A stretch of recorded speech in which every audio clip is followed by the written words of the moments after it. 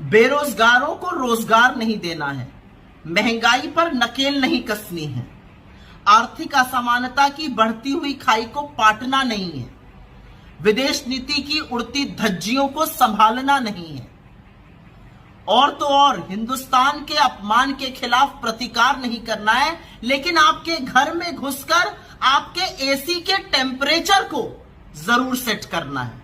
वारी सरकार और वारी आपकी प्राथमिकताएं।